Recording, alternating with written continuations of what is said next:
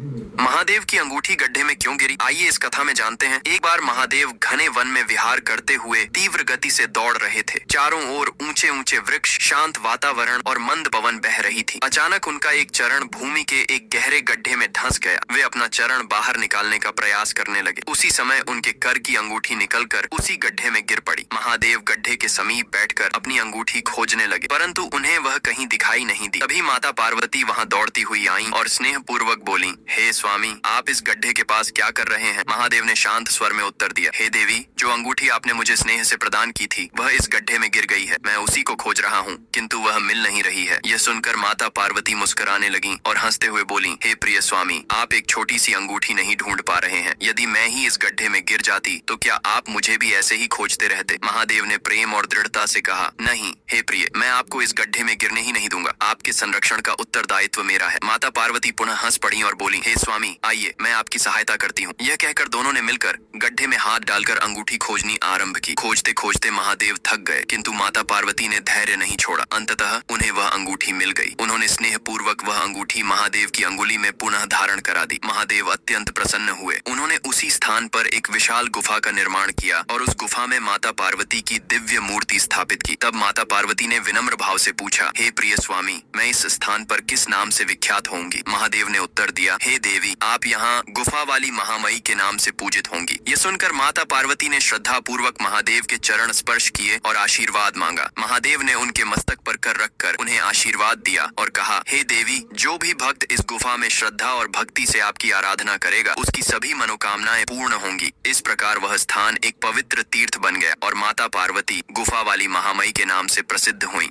तभी माता पार्वती बोलती हैं, जो इस कथा को देख रहे हैं उसने मेरे महादेव के लिए लाइक और सब्सक्राइब नहीं किए हैं